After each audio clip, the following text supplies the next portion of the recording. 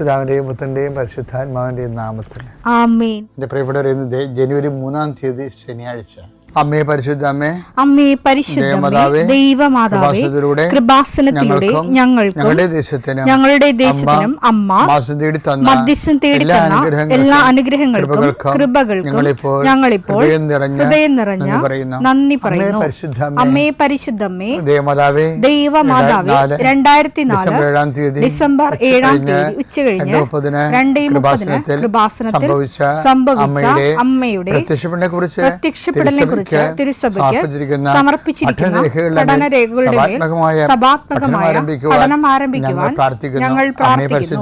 അമ്മേ പരിശുദ്ധമേ, ഭൂസ്വർലോകങ്ങളുടെ രാജ്ഞിയായ അങ്ങേയ്ക്ക് ഭൗമസംരക്ഷണത്തിനായി പ്രപഞ്ചപ്രകൃതിയെ തന്നെ തിരുസഭ പ്രതിഷ്ഠിക്കുവാൻ ഈ പ്രത്യക്ഷീകരണം വഴി ഇടയാക്കണമേ. പരിശുദ്ധമേ, ജപമാല മാതാവേ, സകല കൃപാസനം പ്രാർത്ഥനയോടും ചേർത്ത് ഞങ്ങളിപ്പോൾ പ്രാർത്ഥിക്കുന്ന ഈ കുടുംബത്തിന്റെ പ്രത്യേക നിയോഗം പറ മക്കളെ.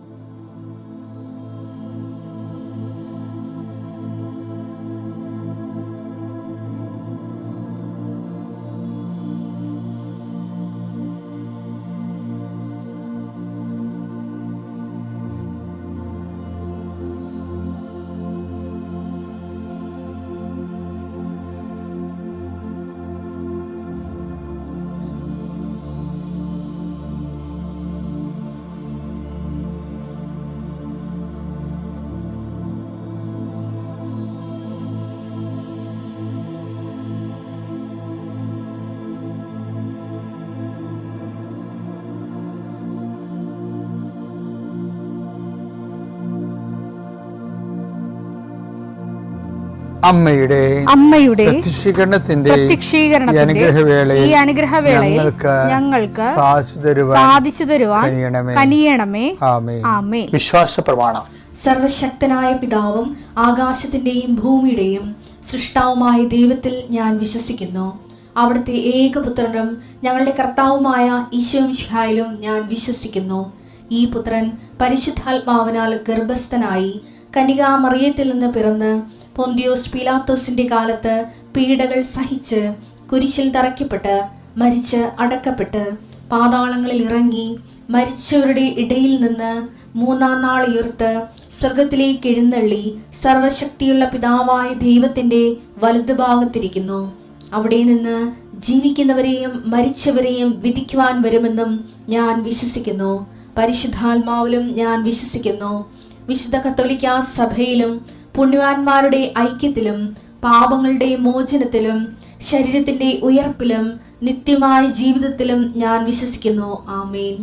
സ്വർഗ്ഗസ്ഥനായ ഞങ്ങളുടെ പിതാവേ, അങ്ങയുടെ നാമം പൂജിതമാകണമേ. അങ്ങയുടെ രാജ്യം വരണമേ. അങ്ങയുടെ തിരുമനസ് സ്വർഗത്തിലെ പോലെ ഭൂമിയിലും ആകണമേ. അന്നു വേണ്ടുന്ന ആഹാരം ഇന്ന് ഞങ്ങൾക്ക് തരണമേ. ഞങ്ങളോട് തെറ്റ് ചെയ്യുന്നവരോട് ഞങ്ങൾ ക്ഷമിക്കുന്നത് പോലെ ഞങ്ങളുടെ തെറ്റുകൾ ഞങ്ങളോടും ക്ഷമിക്കണമേ. ഞങ്ങളെ പ്രലോഭനത്തിൽ ഉൾപ്പെടുത്തരുതേ, തിന്മയിൽ ഞങ്ങൾ രക്ഷിക്കണമേ. ആമേൻ. നന്മ നിറഞ്ഞ മറിയമേ, സ്വസ്തി. കർത്താവ് അങ്ങയുടെ കൂടെ സ്ത്രീകളിൽ അങ്ങ് അനുഗ്രഹിക്കപ്പെട്ടവളാകുന്നു. അങ്ങയുടെ ഉദരത്തിൻ ഫലമായി ഈശോ അനുഗ്രഹിക്കപ്പെട്ടവനാകുന്നു. പരിശുദ്ധ മറിയമേ, തമ്പുരാന്റെ അമ്മേ, പാപികളായ ഞങ്ങൾക്ക് വേണ്ടി ഇപ്പോഴും ഞങ്ങളുടെ മരണസമയത്തും തമ്പുരാനോട് അപേക്ഷിക്കണമേ. ആമേൻ. കർത്താവേ, നിന്റെ ഉന്നതമായ നാമത്തിന് സ്തോത്രം ചെയ്യുന്നു. കർത്താവേ, നിന്റെ വിശുദ്ധ പൗരോഹിത്യത്തെ മഹത്വപ്പെടുത്തണമേ. കർത്താവേ, സഭയിലുള്ള സാന്നിധ്യം പ്രകടമാക്കണമേ.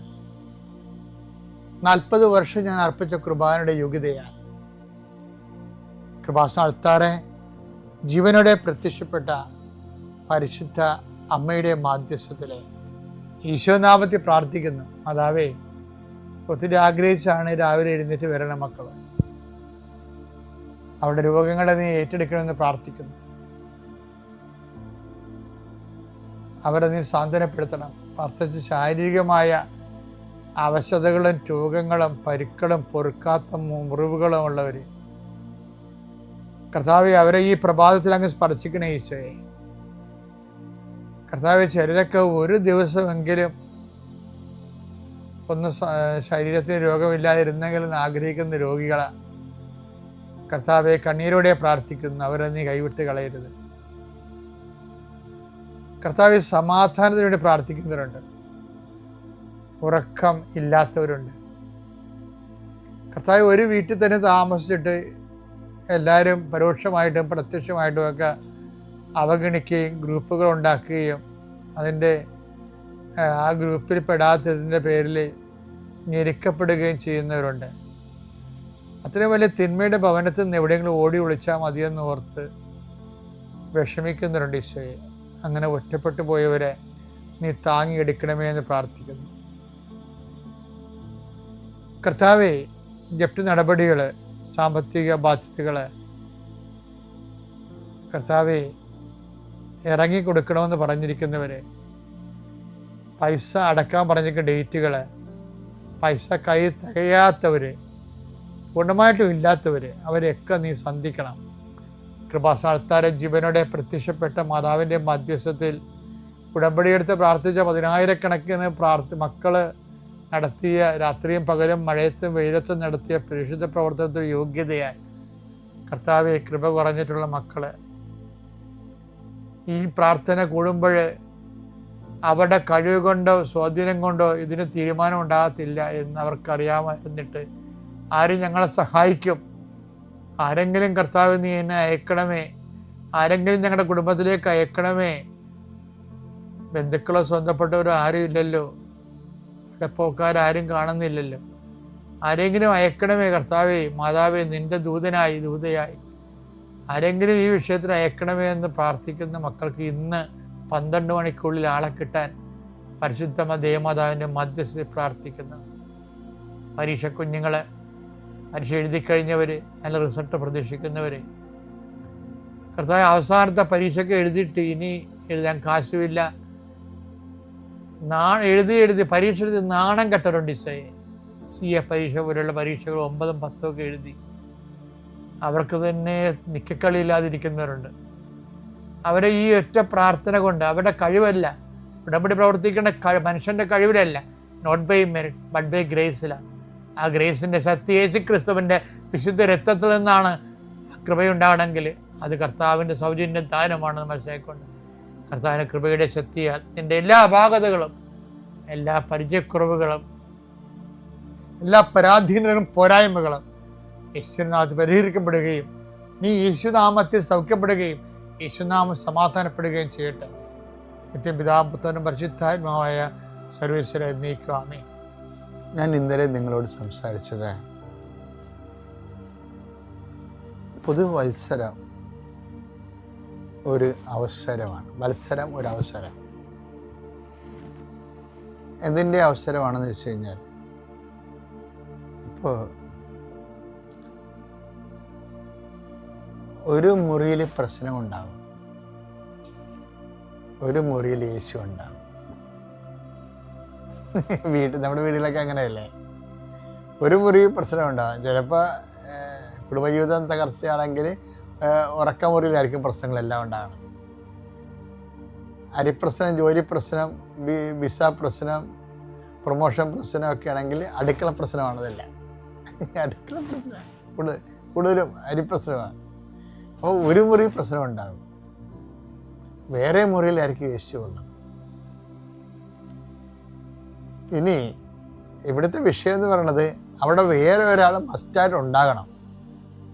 കാനായിലെ കല്യാണത്തിൽ എങ്ങനെയാണ്, അടുക്കളയിലൊരു പ്രശ്നം, ആ മുറി പ്രശ്നം ഉണ്ടായി, വേറൊരു മുറിയിൽ യേശു ഉണ്ട്. പക്ഷെ യേശു ഉണ്ടായിട്ട് കാര്യമില്ല. ഈ പ്രശ്നത്തെ യേശുമായിട്ട് ലിങ്ക് ചെയ്യാൻ വേറൊരാളുണ്ടാകണം. അതാണ് വചനം പറയണത്. യേശുവിൻ്റെ അമ്മയും അവിടെ ഉണ്ടായിരുന്നു കേൾക്കുമ്പോൾ എനിക്ക് ചിരി വരും. എന്തിനാ? പ്രശ്നത്തെ യേശുമായിട്ട് ലിങ്ക് ചെയ്യാൻ.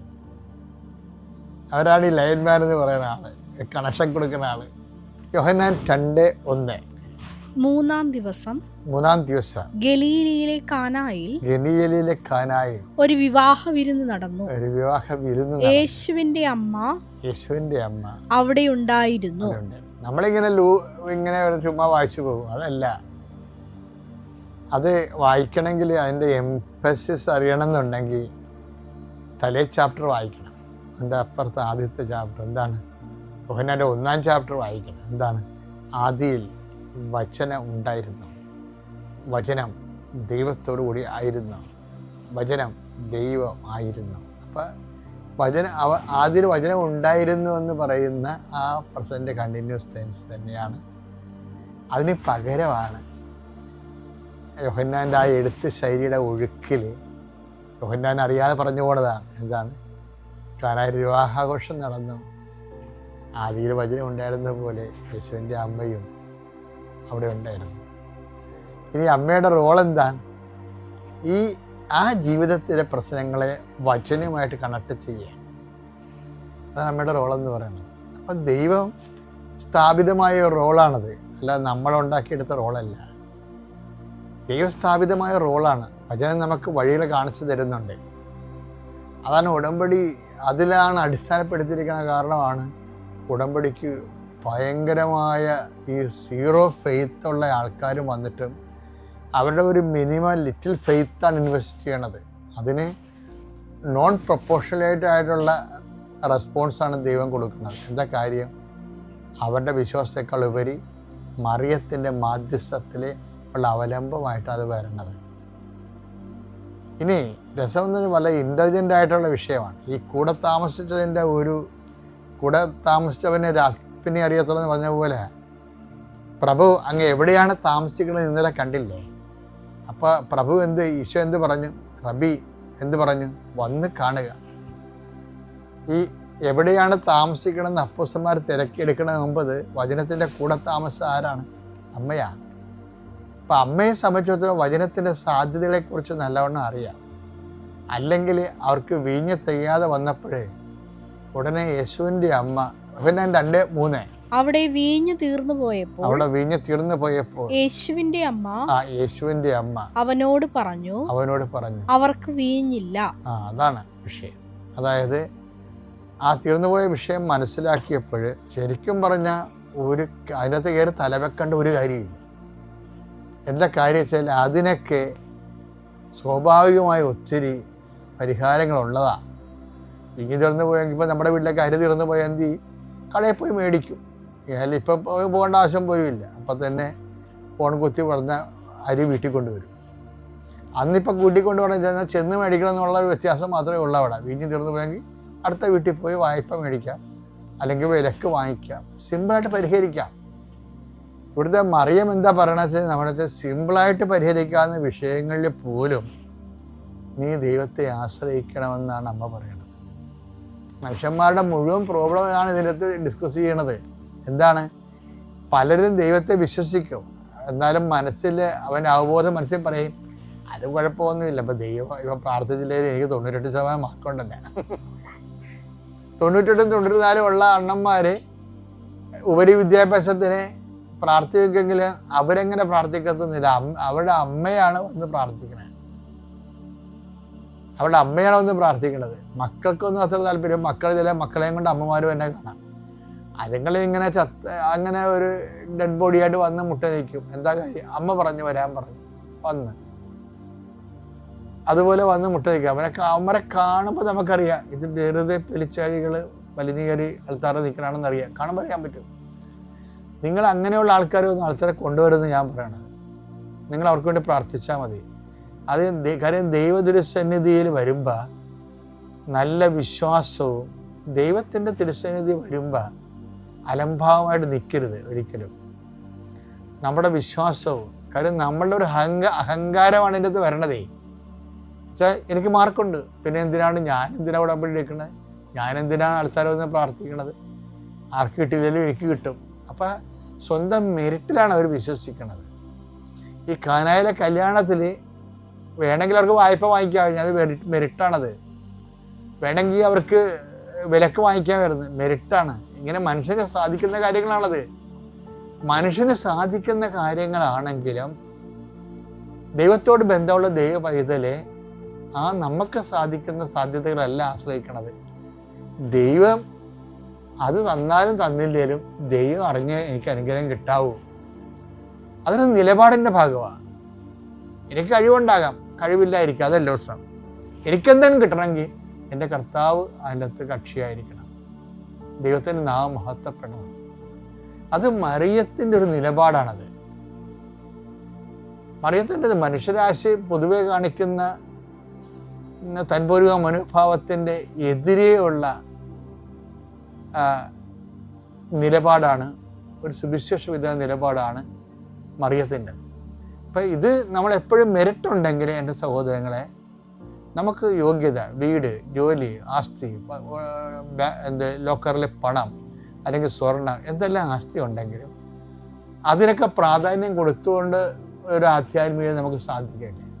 നമുക്കത് ഒന്നും ഇല്ലാത്തവനെ പോലെ തന്നെയായിരിക്കണം ഇതൊക്കെ ഉള്ളപ്പോഴും ദൈവത്തിൽ ആശ്രയിക്കേണ്ടത്. അതാണ് ആധ്യാത്മികത എന്ന് പറയണത്. ശരിക്കും പറഞ്ഞു അതിലാണ് ദൈവം നമുക്ക് റെസ്പോൺസിബിൾ ആകണത്. കാര്യം നമുക്ക് ആരോഗ്യമുണ്ട്, നമുക്ക് പണമുണ്ട്, നമുക്ക് പൊന്നുണ്ട്, നമുക്ക് സ്വാധീനമുണ്ട്, പ്രാർത്ഥനയിലൊക്കെ നടക്കും എന്നുള്ളൊരു വിഷയമാണെങ്കിൽ പ്രാർത്ഥിച്ചില്ലേ നടക്കില്ല, അഥവാ നടന്നാലും എൻ്റെ ദൈവത്തിന് പ്രാധാന്യം കൊടുത്തുകൊണ്ട് കാര്യങ്ങൾ നടന്നാൽ മതി. അതാണ് not by merit but by grace എന്ന് പറയുന്നത്. അപ്പോൾ പല അനുഗ്രഹങ്ങളുടെയും ഒരവസ്ഥ എന്ന് പറയണത് അവർ ഇൻവെസ്റ്റ് ചെയ്യണ വിശ്വാസം അവരിലാണ് ഒന്നാം സ്ഥാനം. അവിടെ കഴിവിലും മാർക്കിലും പണത്തിലും എക്സ്പീരിയൻസിലുമാണ്. രണ്ടാം സ്ഥാനമാണ് ദൈവത്തിന് പലപ്പോഴും വരണത്. മറിയം ആ വിഷയം എടുക്കണില്ല. വായ്പ മേടിക്കണ്ട, വിലക്ക് മേടിക്കണ്ട, മറിച്ച് ഈശോ ഇവിടെ ഉണ്ടെങ്കിൽ ഈശോനെ കൊണ്ട് തന്നെ ആ വിഷയത്തിൽ തീരുമാനം എടുപ്പിക്കണം. ഒരു ബന്ധത്തിൻ്റെ വിഷയമാണ്. നമ്മുടെ അനുഗ്രഹങ്ങളെല്ലാം നമ്മുടെ വിശ്വാസത്തിൻ്റെ വിഷയത്തിനേക്കാൾ ഉപരി ഒരു ആത്മബന്ധത്തിൻ്റെ വിഷയമാകാൻ വേണ്ടി പ്രത്യേകം ശ്രദ്ധിക്കണം.